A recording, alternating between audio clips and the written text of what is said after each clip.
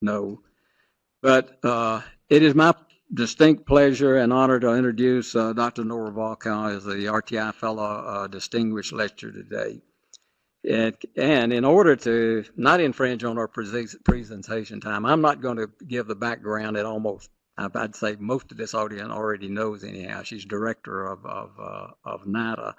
And I've known Dr. Volkow ever since her very early days at Brookhaven National Laboratory, and had the honor of her choosing one of Mike Kuhar's and my compound to do some of her early imaging studies on.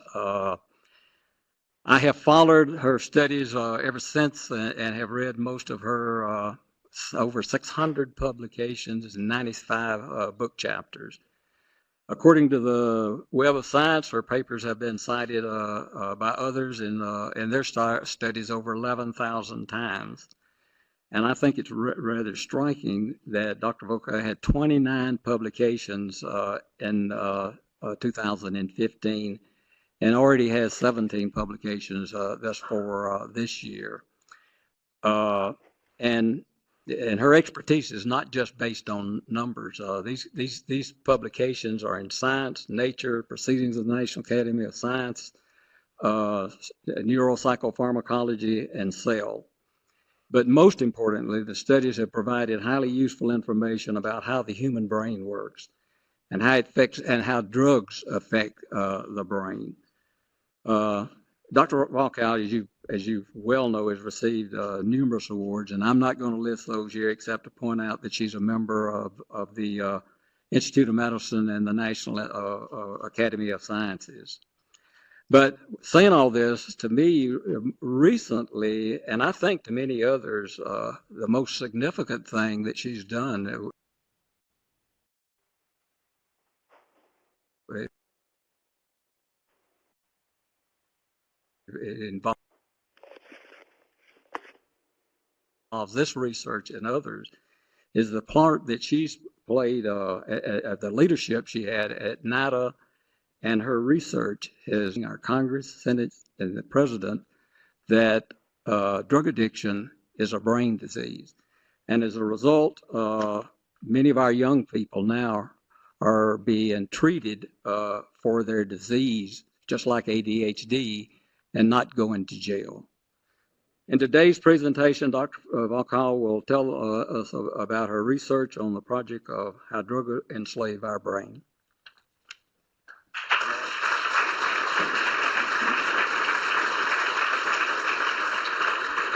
Good afternoon, everybody. It's a pleasure to be here at RTI. So I thank Dr. Ivy Carroll for having given me the opportunity, alas, at the end, to come and visit this great institution. And I know Ivy for many, many years, and I've always been fascinated by his work, and we've collaborated, and I hope we continue to collaborate.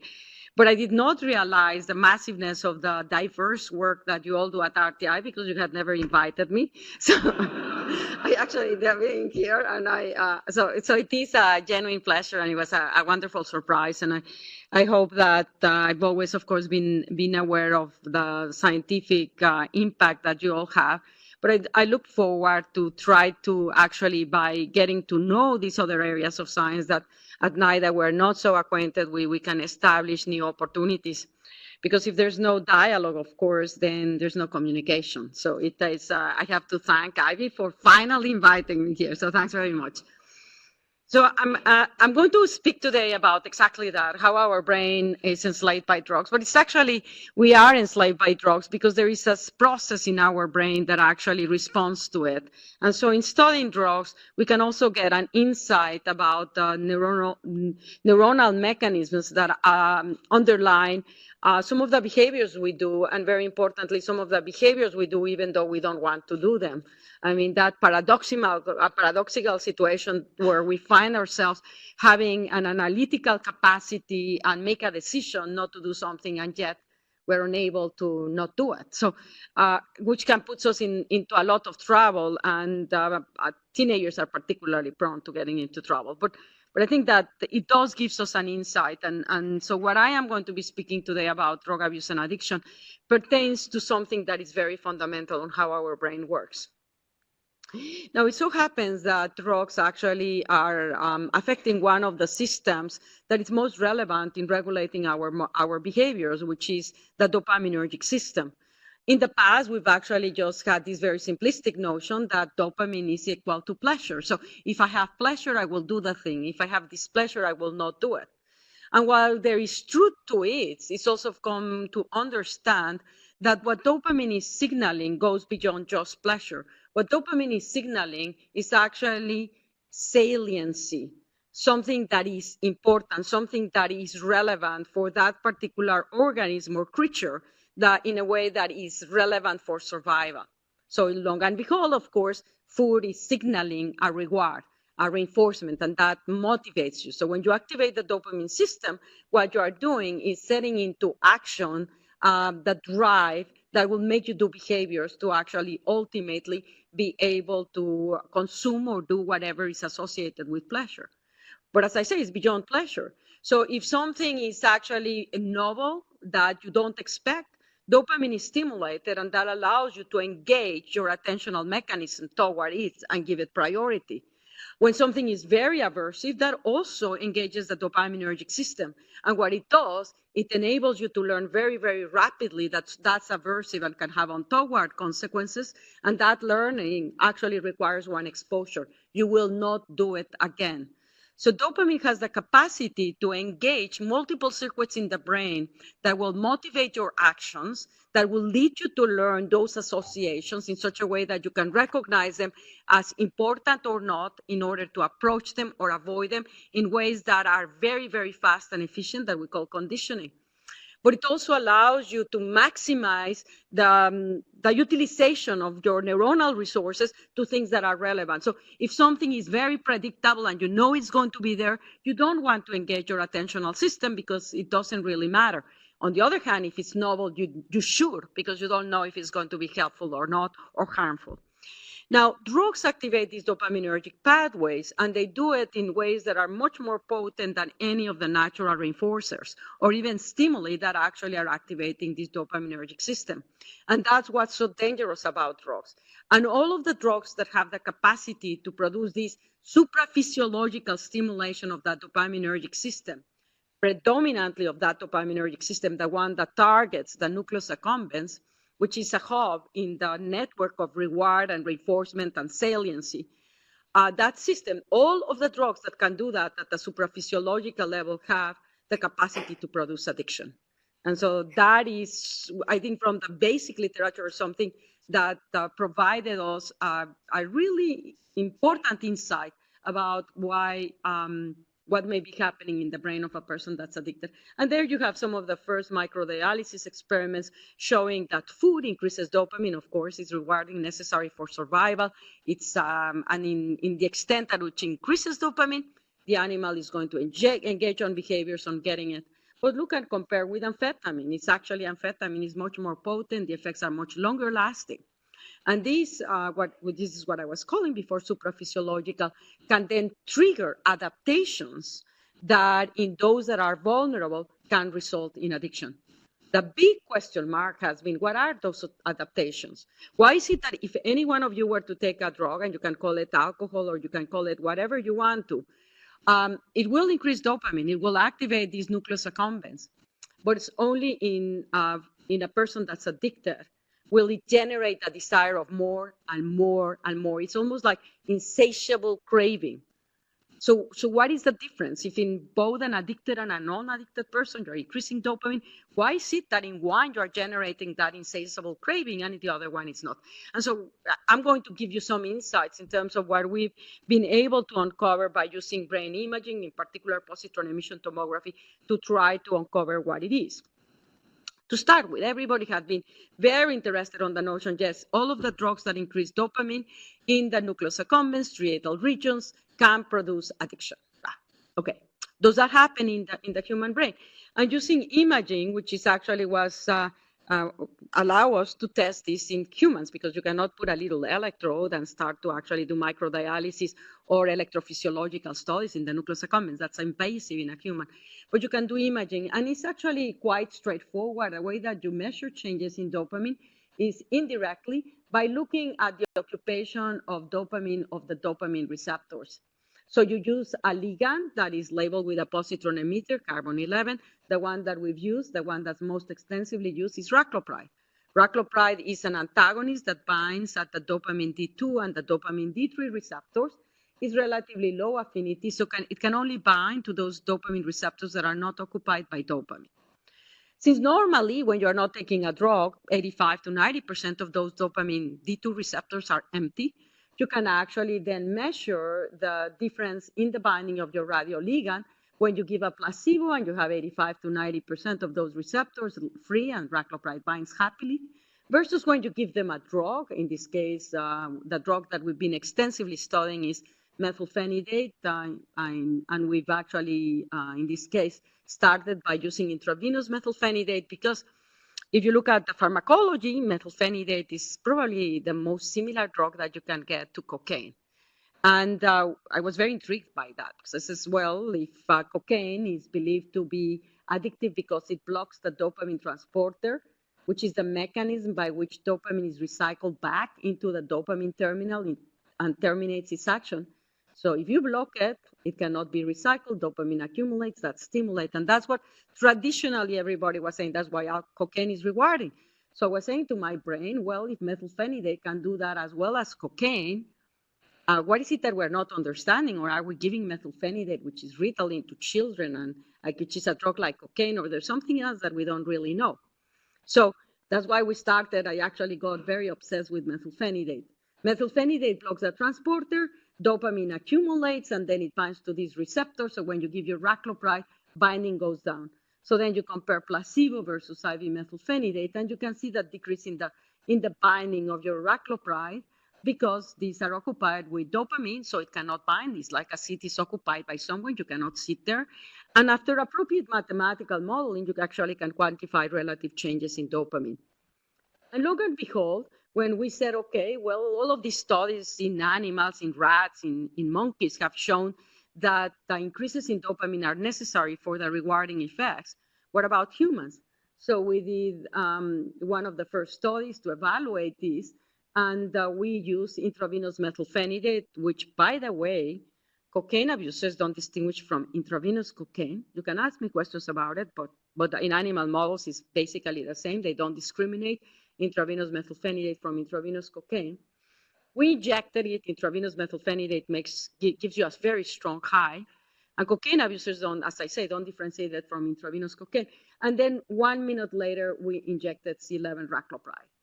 And we measured changes in dopamine produced by intravenous methylphenidate. And this is the relative changes in dopamine as assessed with this with raclopride by the changes in specific binding versus the subjective experience of high.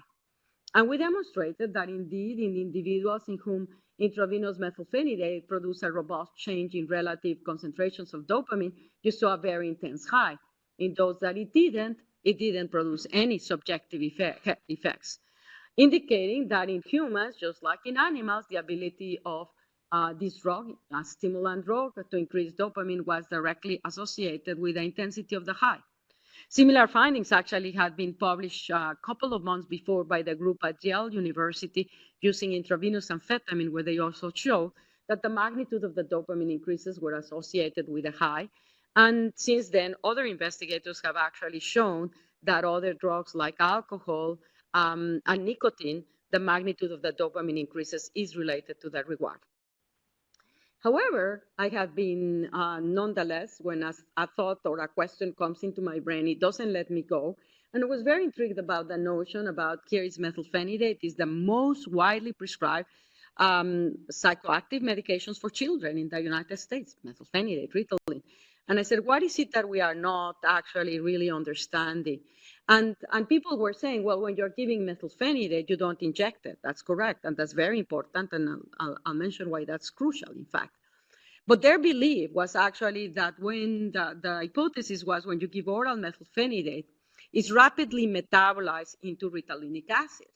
And Ritalinic acid, the belief was, has low affinity for the dopamine transporter, so it's a very poor stimulant medication. And so the hypothesis was that methylphenidate, when given orally, actually was not increasing dopamine. In fact, there were hypotheses that they were saying it was decreasing dopamine, and that's why it's therapeutics for ADHD. There were many people that believe that stimulant medications, methylphenidate oral, was actually decreasing dopamine signaling. So we decided to do the study. So, okay, if this is intravenous, what happens when we give it orally? So we gave oral methylphenidate to adults. These are studies in adults, but we had to wait 60 minutes because if you give the drug orally, it takes 60 to 120 minutes to peak in the brain. And then we measure changes in dopamine. And to our surprise, we show that oral methylphenidate produced a significant increase in dopamine. So even though it was being metabolized methylritalinic acid, you still show a very robust response. And in fact, some of the individuals had changes in dopamine that were indistinguishable from those that you were observing with intravenous methylphenidate. The difference was that with oral methylphenidate, you were not producing a high. And you can see that here. But the fact that you were not producing a high was not because you were not increasing dopamine, but because actually you were increasing it. But so the question is, why were you not producing a high? And that is where, again, at the essence of, I think, an understanding why drugs are rewarding. What is it that makes a drug rewarding? We had that traditional simplistic perspective that drugs are rewarding because they increase dopamine. Well, if it was so simple, then these oral methylphenidates had produced a high, and it didn't. And these were the issue of the route of administration jumps in immediately. And we knew already from work from Schuster and that the rate at which drugs get into the brain determines their reinforcing effects. In other words, the faster the drug gets into the brain, the more powerful its rewarding effects and the more addictive it is. And that's why the route of administration is so important in terms of addiction. If you take a drug injected or smoke, the drug gets into the brain incredibly rapidly, and those are the most addictive routes of administration, the most dangerous. On the other hand, if you take it orally, it takes its time until it reaches the brain. Plus, there are differences too of bioavailability. But Schuster had done studies where he actually controlled for bioavailability differences and clearly had shown that the rate of entry profoundly affects the rewarding effects of drugs. And indeed, we now know that is the case. And here you have just data showing the pharmacokinetics of C11 methylphenidate, which we had labeled with carbon 11, substitute one carbon for the other, injected it intravenously versus orally. And you can clearly see the differences in the rate of uptake into the brain. And that rate of entry into the brain, which translates into rate at which you are changing dopamine, we had shown by other experiments that are not presented here, is basically what is associated with the high. The high is associated with very fast changes in dopamine. If you don't produce those fast changes in dopamine in the brain, you're not going to get a reward response. And I was for many years struggling in my brain trying to understand why. And my brain was becoming very convoluted, and I was actually saying, I got this fixation because I actually, to me, it's very striking that you pay attention to the refrigerator noise when it stops making it. And I started to read about it, and there are cells effectively in the somatosensory cortex, in the auditory cortex, because this is also true for somatic sensations. You may sometimes feel the sensation when it's no longer there that respond to a discontinuity in the stimulus.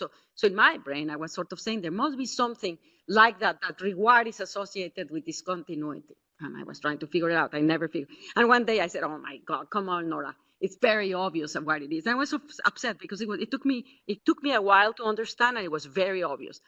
And I use this as a teaching lesson for when I speak with postdocs. Look for biology for your answers because they are in front of you. Just look at them. Sometimes we don't see things. We just they are transparent, but they are there. Dopamine cells. Okay, we know that dopamine is important, so let's look at the dopamine cells. Dopamine cells have two main modes of firing, just in a simplified way.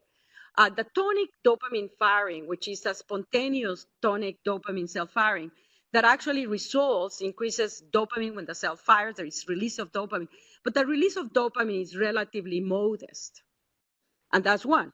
And that tonic dopamine cell firing, which is actually between 2 and 10 hertz frequency, allows us to be receptive to stimuli. So right now, and to sustain attention and to sustain effort.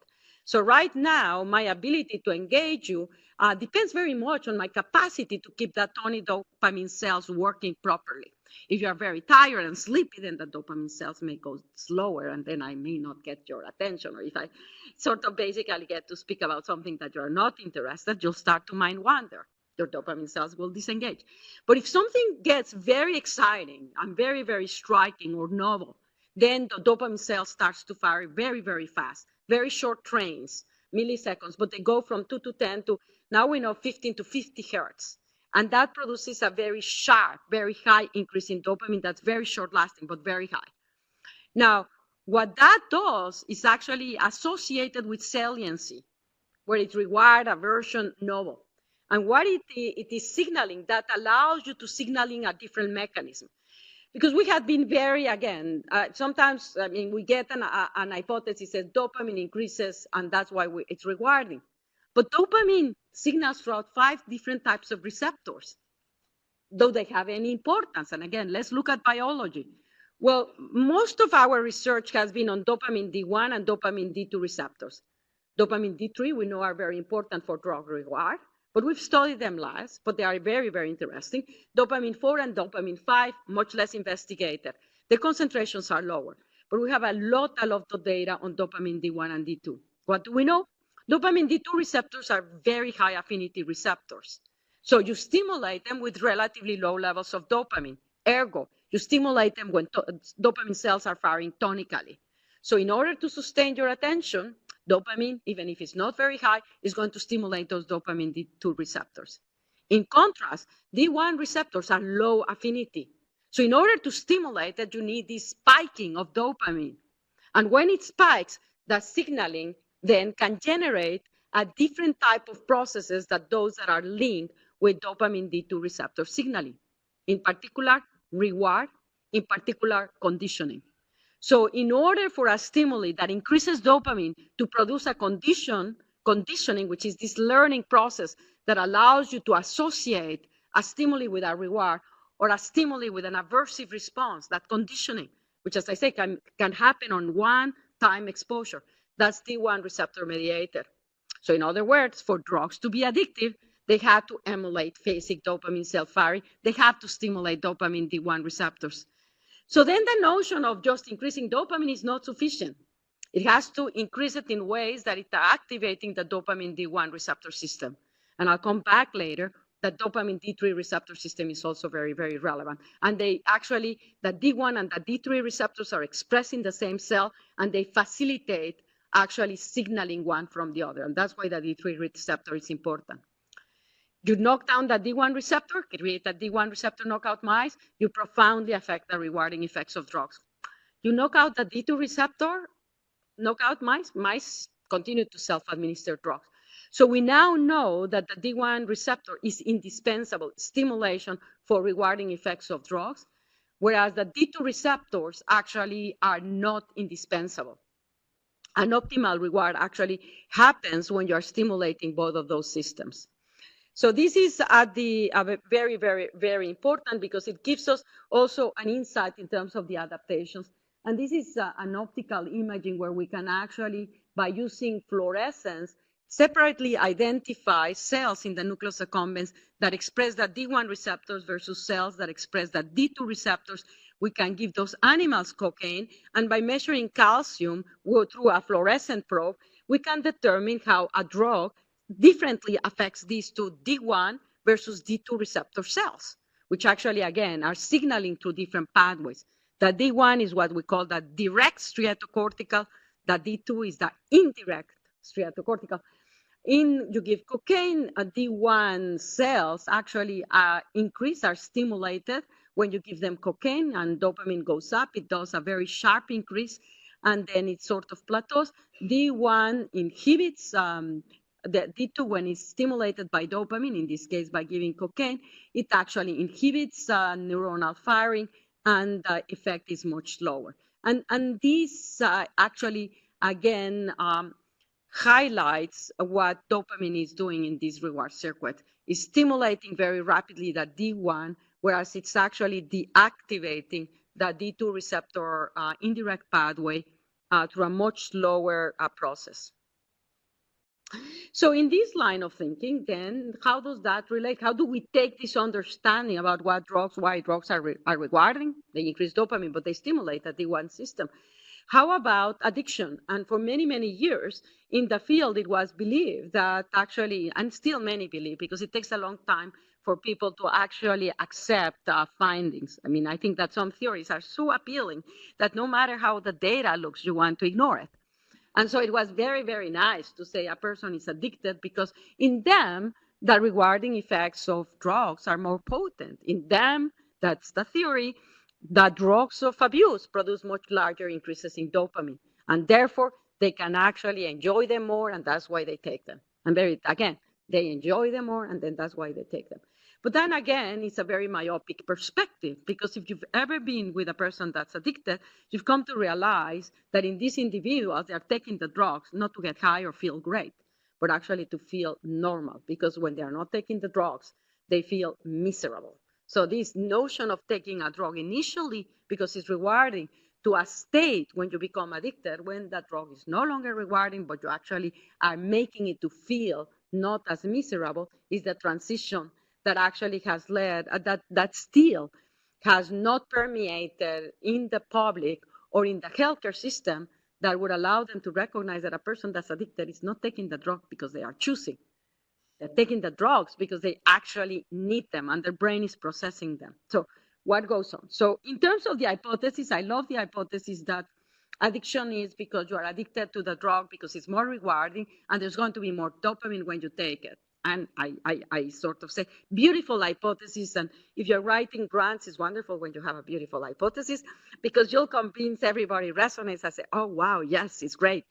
And I did put the grant sort of to postulate that cocaine abusers would have increases in dopamine when they took the drug. And I got very, very high score. I got funded. And these are the results. This is a normal control. And this is, as you see, an old paper. And we showed normal controls. And then I look at the cocaine abusers, and I was shocked of my brain. Because you can see the normal with placebo methylphenidate, you see that decreases. But in these cocaine abusers, you see no difference. And this was antithetical to what everybody else was saying. When you quantify the percent change in the specific binding of raclopride, you see that the response of the cocaine abusers is half that of the controls. And this was very shocking, and the community did not like it because it was really antithetical. We were showing not only that there was not an enhancement of dopamine signal in people that were addicted, but that they were actually significantly attenuated. And then the group at Columbia went on to replicate this, and we've replicated this in alcoholic subjects.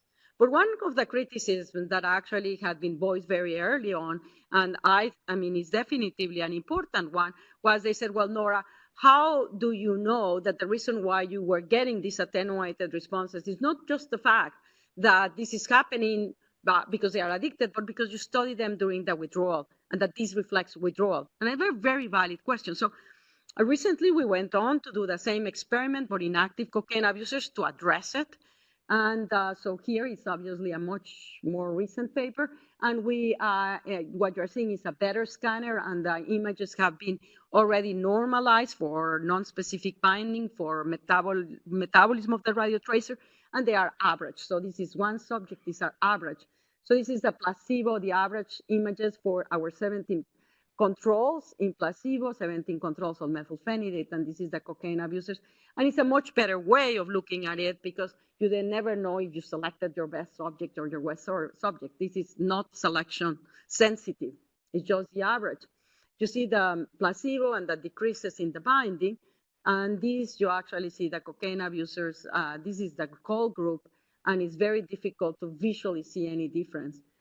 And when you quantify, these are active cocaine abusers, you can see that, in the ventral striatum, where the nucleus accumbens is located, the response of the abusers actually is 20% really close to 20% that of the controls. It's profoundly attenuated. So we presented this data, and someone in the audience says, well, Nora, how do you know that you are not getting these responses because you are actually getting the subjects in the PET scanner environment, laboratory environment? And if you've been into a PET scanning environment, you'll realize that this is a very valid question. It's not very enticing to get you excited about getting a drug because you are lying there with catheters all over the place and everybody's in white. So, okay.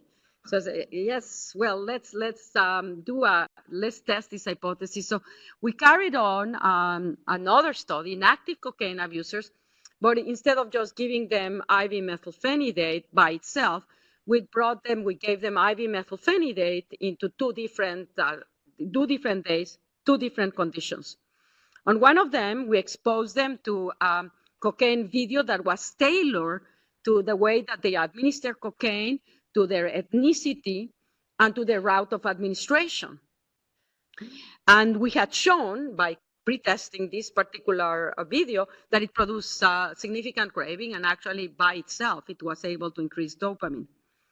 And then on another day, we gave them the IV methylphenidate, but we gave them a video of nature scenes. And we asked the question. The hypothesis was that when you engage them into getting into the mindset of seeing others take cocaine, which creates craving and expecting to get high because you are seeing the visuals, that we would be able to see an increase in dopamine that was actually significantly larger than we had been able to see before. So we did a study, and this is the results from this study. I'm showing them with a different, using statistical parametric mapping, which actually identifies on the upper row in different levels of the MRI from top to lower parts, the areas of the brain that the raclopride binding was changed by intravenous methylphenidate in healthy control subjects. And so you see different planes, and the nucleus accumbens you can get located between these two planes. And you can see a very robust change in raclopride binding because dopamine is going up. And the significance levels here, so it's a statistical map at 0.001, and this is your percentage of changes. When I do the same threshold of significance for the cocaine abusers, whether I use a Q or a neutral, I don't see anything. So against all of the statistical gurus, I brought it down to 0.05, and that's very, very bad. But I didn't see anything, so I said, okay, I don't see anything. Let me bring it down to 0.05. And then I start to see these little spots in the ventral striatum. Normally, I would not even dare to present that at a 0.05 level. But why I'm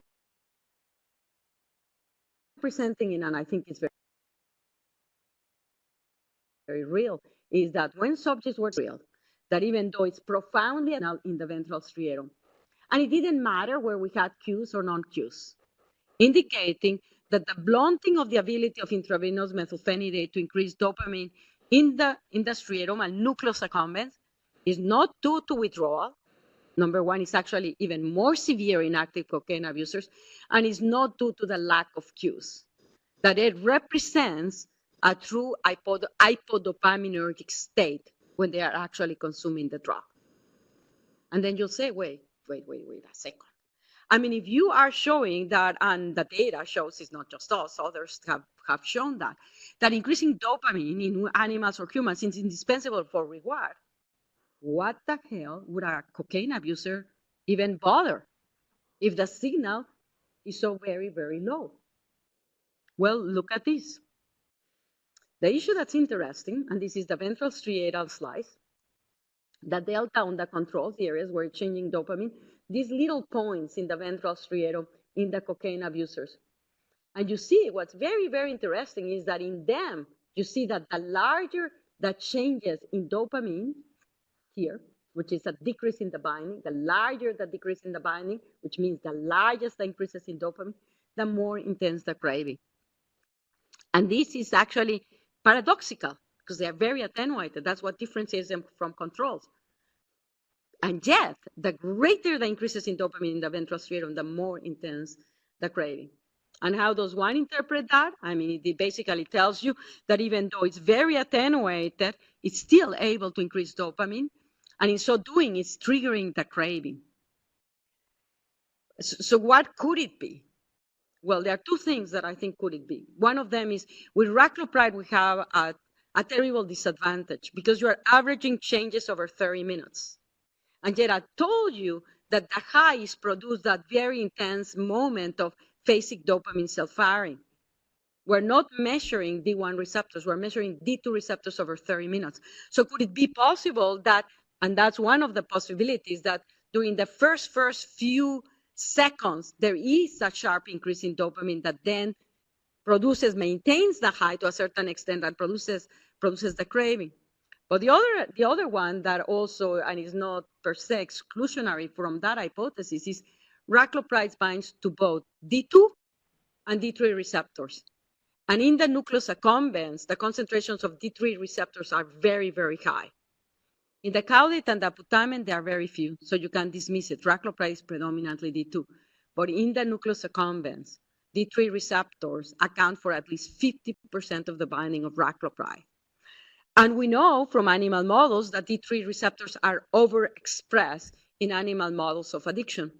So we believe, actually, that what is accounting for this association is that these changes in dopamine that we're seeing is driven by D3 receptor signaling. D3 receptor signaling interacts with D1 receptor, facilitating the transmission of those rewarding signals. So that's what we believe is going on.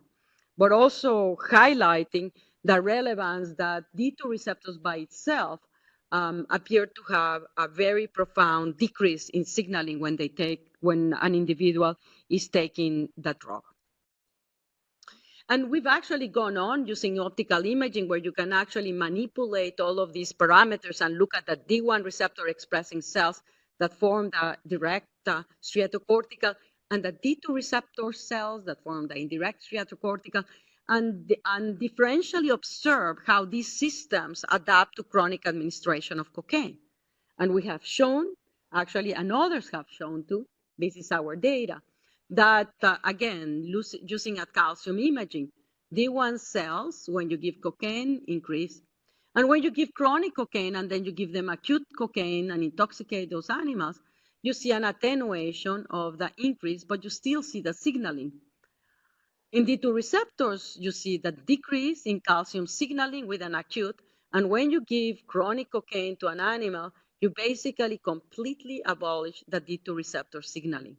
So while we are observing, and others have observed, attenuation of D1 receptor signaling with chronic cocaine, the attenuation on the D2 receptor signaling is actually much more accentuated. And what is transmitted in the striatum, in nucleus accumbens, or in any other parts of the striatum in terms of dopamine signaling, is stimulation of these two pathways and a balancing on one another. And the idea right now in the addiction field is that it is the D1 receptor system that accounts for the rewarding effects of drugs, and the D2 receptor system is a system that opposes them. And so when you are in a chronic state, when you are in an acute state, you take cocaine, the D1 has, this is D1 over D2, you have an initial period where D1 is dominating, but with time, the D2 receptor goes, actually activity continues to go down, so you basically create a baseline state. And we believe that this terminates the desire to take more drug. When you are in a chronic state, D1 or D2 receptors continue to go up, and there is a predominance throughout the 30-minute period that we were doing of the D1 receptor signaling over that of D2. And we believe that this may be one of the mechanisms by which you actually do not satiate. You actually are continuously stimulating the D1 system with no opposition from the D2 receptor pathway. Now, that's the reward system. What about when you are, this is when someone is intoxicated. But when you are addicted to drugs, you're not always intoxicated. And in fact, one of the big challenges, and this is important because that's when you can do a therapeutic intervention. So what goes on in their brains when they are not intoxicated? We better know, because that's when you're doing the therapeutic intervention, and that's when you can actually help them, prevent them from relapse. So we've shown that there is this attenuation, profound attenuation of dopamine signaling through the D2 receptor pathway, certainly, when you are intoxicated and you're addicted. But what happens when you are not there under the effects of the drug? well, what has happened to the dopamine system? So the dopamine system is active whether we're taking drugs or not, and whether you're an addict or not. So we were very interested on actually understanding how is the dopamine D2 receptor system working when you're not intoxicated, and what are its consequences on brain function. So in order to measure brain function, we have used as a marker brain glucose metabolism. In animals, we use calcium indicator. In humans, we use brain glucose metabolism because it's a very sensitive indication of function and activity. And we've actually studied, and Trice is a very interesting that I have this slide here, but in any case, that's a corruption of the program. What the concept has been that when you take a drug, you actually are overstimulating dopamine, and the system tries to compensate itself. And we know from studies done in animals that if you give a neuroleptic, which blocks these dopamine receptors, you compensate by creating more. But if you give stimulant drugs in animal models, you compensate by downregulating dopamine D2 receptors. So we wanted to know if, and again, when a person is not intoxicated, whether these D2 receptors are influenced in a different way, are affected in cocaine abusers or drug-addicted people. We've been studying them for many, many years, at least 25 years, and we have consistently shown this, that what you are observing here. Others have shown what you are observing here. Animal models, whether it is rats, mouse, or non-human primates, have shown this. In general, cocaine abusers, it's interesting, it's corrupting it here again. Methamphetamine abusers, alcoholics, or heroin abusers, cigarette smokers, nicotine, you see a downregulation of dopamine D2 receptors. So this is control, this is addictive, and this is data sets from 2 groups of cocaine abusers tested during at least 3 weeks after detoxification. So this is quantified as dopamine D2 receptor availability in controls, in pink, in cocaine abusers, in green, using different PET radio tracers, and plotted the availability of D2 receptors as a function of age. This is N-methylspiropyridol. This is fluorinating N-methylspiropyridol. This is C11-raclopride. You see that as we grow older, D2 receptors go down, whether you're a cocaine abuser or a control, here or here. These were studies in patients, inpatients. These were outpatients on treatment to ensure that they were not taking drugs. And you can see that cocaine abusers have lower levels of dopamine D2 receptors. And that was a very interesting finding. And it was one of the first findings that actually led to the conceptualization that addiction is a disease of the brain, that you can actually characterize biochemical changes in the brain of people that are addicted. What was very interesting in my brain, of course, is you show a finding like this one, and you say, if it's so consistent, and it's showing that there's decreases in dopamine D2 receptors, can you say that that's the addicted phenotype? And I would love to say, yes, that's the addicted phenotype. It would be fantastic, right? But it's not. And it's not because you can actually see that there are addicted people that have low normal levels, and there are normal people having lower levels. But overall, it's a very consistent finding. But it's not that you categorically differentiate one from the other. So when you have data like this, what is it that it tells you? I mean, what it tells my brain is that having low levels of dopamine D2 receptors is making you vulnerable to a phenotype, making you vulnerable to a phenotype on addiction, which is compulsive use of drugs, inability to stop taking them. That's what addiction is about. And or alternative, that having high levels of receptors may be protecting you. So how do you test that hypothesis? This is in imaging. You actually are basically just making a description. The way that you could mechanistically test this in these people, if I can increase the levels of dopamine D2 receptors and affect the phenotype of self-administration of drugs, then I know that they are causally linked. I cannot do that in humans, but we've done it in actually rats. And here you have 2 different studies that we've done in rats for alcohol. We've done the same experiments with cocaine, and the results are the same. The results are basically the same. They vary in terms of the magnitude and the duration, depending on the strain of rats that you're working on. So this is data for Sprague Dawleys. This is data from alcohol-preferring rats. And so I'll explain the protocol here with the Sprague Dawley. We make these animals addicted to either alcohol or cocaine. When they are self-administering high doses of alcohol or cocaine, We then inject them with an adenovirus inside of which there's the D2 receptor gene, stereotactically into the nucleus accumbens. Because we have imaging, we can actually measure how that changes the levels of dopamine D2 receptors. So what I was saying, if I could increase the levels of dopamine D2 receptors in addicted people and change the phenotype, then I know that they're causally linked. Well, I can do this with this gene therapy. Dopamine D2 receptors are increased by 50% within 4 days of administration. And then, unfortunately, with time, they go back to baseline.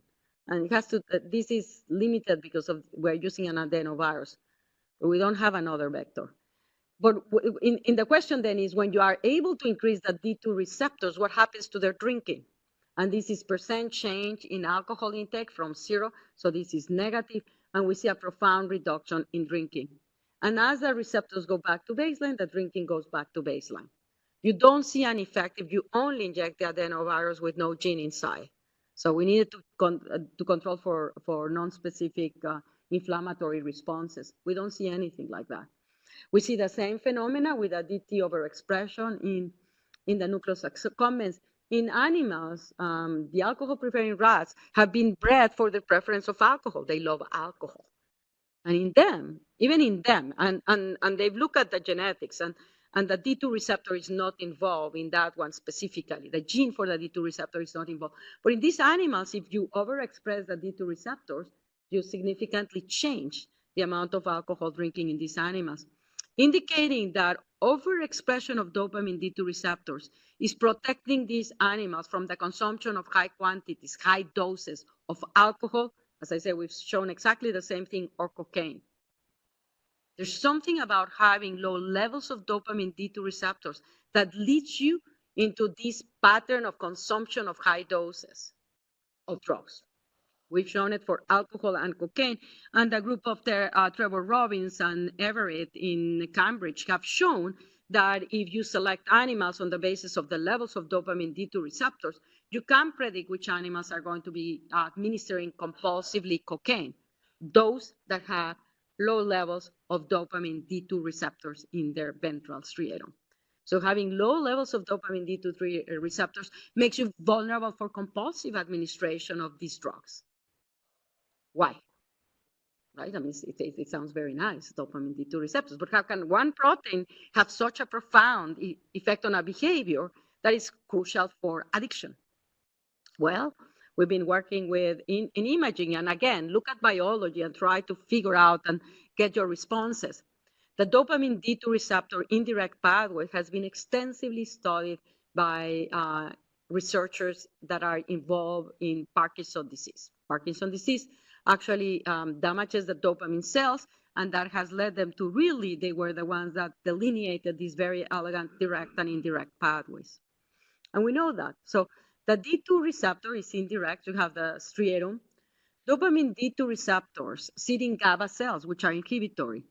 And when dopamine stimulates D2 receptors to GABA cells, it inhibits them. And when you inhibit an inhibitory cell, that it disinhibits it. That's normal. But in people that are addicted, there are low levels of dopamine D2 receptors. So dopamine cannot disinhibit this pathway that goes from the striatum to the globus pallidus external. So there is an increased inhibition because you have low levels of receptors. You have an increased inhibition of this inhibitory pathway. That means it disinhibits it. And this pathway goes into the subthalamic nucleus, which is stimulatory. Since it's disinhibiting it, there is increased stimulation of the subthalamic nuclei. Subthalamic nucleus projects into the substantia nigra reticulata or the globus pallidus internal, which is inhibitory. So you stimulate an inhibitory pathway, you enhance inhibition. And this is the pathway that goes into the thalamus. So there is enhanced inhibition for the substantia nigra reticulata into the thalamus. Thalamus is stimulatory to the cortex, but there is enhanced inhibition. That means decreased excitation. So you could predict that when you have low levels of dopamine D2 receptor under baseline resting state, when you're not intoxicated, your frontal cortex is going to be hypoactive. And indeed, when we've done studies in people addicted to a wide variety of drugs, when they are not under the state of intoxication or we're not exposing them to cues, we see a profound decrease in brain glucose metabolism. You can see it here, and you can see it here. Moreover, we have consistently shown and replicated, and again, there's a contamination of the slides here, but it actually shows exactly the same. The lower the levels of dopamine D2 receptor, the lower the activity in prefrontal cortical regions. And we've seen this in cocaine abusers, in 2 independent groups of cocaine abusers. We've seen it in methamphetamine abusers. We've seen it in alcoholics. The lower the levels of dopamine D2 receptors, the lower the activity in prefrontal areas of the brain, as would have been predicted by that understanding of the indirect pathway. And this is actually a study that we did, not in people that are addicted, but in individuals who have a family history of addiction. And we did exactly the same thing. We measured dopamine D2 receptors in the striatal, and we measured brain glucose metabolism. And again, you see the areas of the brain using statistical parametric mapping and showing it there, where the dopamine D2 receptors were associated with activity in the brain. Overall, in the yellow area, that's where it is significant. You can see the medial orbital frontal cortex, the lateral orbital frontal cortex. That's where the correlations are the strongest, and along with the anterior single-edge arrows. The higher the levels of dopamine D2 receptors, the greater the metabolic activity in these brain regions. When you look at the whole brain, we were also able to identify that there is an association with the insula, and clearly there is an association with the dorsolateral prefrontal cortex. So in an individual that is addicted to drugs, the decreases in dopamine D2 receptors are actually associated with reductions in activity of prefrontal areas of the brain that are necessary to exert self-control, that are necessary to regulate desires, to regulate emotions. This is the pathway that allows us to inhibit our amygdala when it gets out of control. And the prefrontal cortex can actually rein it in. But if that system, if the cortical areas are not functioning properly, you're not going to be able to regulate and modulate those reactions. Interestingly, in this group of individuals that have a family history that were not alcoholics, the levels of dopamine D2 receptors were not decreased. And that allowed them to have perfectly normal levels of glucose metabolism in this prefrontal cortex. I hypothesize, it's purely speculative at this time, that these individuals were to drink alcohol, that would result in a downregulation of dopamine D2 receptors and a reduced activity of prefrontal areas that then would make them very vulnerable for the compulsive administration of alcohol. So this has led us to this model, this actually simple model that takes into account this very simple system that we all deal with on a daily basis that is crucial and fundamental for survival. A subcortical system that drives our emotional regulation, which is very relevant, is very primitive. It allows you to fight, to fly, to actually to take risk when actually it may mean that we may find food or not. And that it's driven in part by driving the motivation to do things. When we get exposed to something we like, we've been conditioned to it. The conditioning system, which involves amygdala, activates the nucleus accumbens. But we also have our prefrontal cortex that allows us to analyze the situation and make a decision. I want this, but maybe I shouldn't do it because then I will feel guilty, or it's not socially appropriate, or it's politically incorrect. And I find myself many times saying, Nora, it's politically incorrect, don't say that. I'm pretty good at not saying things that I shouldn't be saying. So my prefrontal cortex can overcome an emotional reaction that I said, it's time that someone stands up and says it. It's, wait a second, Nora, wait a second. And I won't. I mean, so it's as ubiquitous as that. It's not just about rewarding things that we traditionally associate, but the way we engage in multiple things, something that generates an intense, passionate reaction that drives your behavior, actually is engaging this system. When you're addicted, unfortunately, your prefrontal cortex is not functioning very well at all. It's hypofunctional. And you have been hypersensitized to conditioned stimuli. So I reported to you that there is a degradation of the ability of drugs to increase dopamine when you're intoxicated overall. But there is an enhanced sensitization of the conditioning response.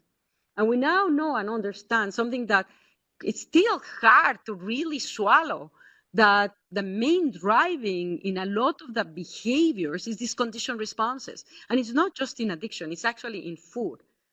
when you see a chocolate, and I like to say, oh, I want to eat the chocolate because of the chocolate itself. The reality is I want that chocolate because I become conditioned to it, and my whole body is expecting to get that. And so what's driving me, and we all see it, because many times you are not thinking about eating a chocolate, but someone shows it to you and you immediately want it. You've actually triggered that condition. Or you go to a place where you had that chocolate before and you immediately want it. Or that certain time of the day when you had the idea of taking a chocolate, the next day you want the chocolate at that time. You're conditioning. That drives our behavior. That's sensitized in the person that's addicted. So even though the individual may cognitively be aware that they don't want to take any drugs anymore, their ability to actually control and regulate that process through this mechanism that inhibits amygdala, hippocampus, and regulate release of dopamine in the nucleus accumbens is impaired. And that's ultimately why the person that's addicted, even though they don't want to take it, is unable to stop it because the prefrontal cortex is actually non-functioning. And it's almost like, I like to think about it in terms of the pathways that we know with fear. You're walking in the forest, actually your heart starts to go ballistic on you. You don't know why it's ballistic, and you see there's a branch, a black branch over there. And it takes you a while to see that it's a branch. By then, your heart has already reacted, thinking it is a snake. So what happened is that the stimuli, which is conditioned, activated the amygdala before it activates the cortex. The amygdala sends signaling to the sympathetic pathway to activate you in order if you have to fight or if you have to go to flight, before you are conscious that you are doing it. The consciousness comes later. In a person that's addicted, the process of conditioning have generated that response, which explains why many patients will tell you, Doc, I did not want to take the drug. They sort of been in jail, they are released, and says, without even realizing it, I already had the drug in my mouth. The inability to stop that behavior is because it has been short-circuit out of the consciousness, generating an automatic response. And this understanding, of course, gives you an insight of therapeutic interventions, which obviously are targeting not just one system. It's not just that the reward system is completely disheveled and by the use of drugs, making you much less sensitive to the actual consumption, but triggering an enhanced sensitivity to the conditioned responses. There is also this profound disruption of the prefrontal executive control networks in the brain that allow you to regulate yourself. And as George Cook has eloquently shown, there is also an enhanced function of the stress circuits that makes you very, very vulnerable to negative stimuli that then can trigger a relapse. So interventions that actually aim at these different elements are actually likely to, by helping counterbalance the abnormalities produced by drugs, can help a person be able to control some of these very automatic responses. And with that, I want to thank you for your attention. I realize that it's 1 minute to 4. And I need to take a flight. At what time is my flight? 5 o'clock? 5 o'clock. So guys, I'm sorry I have to leave.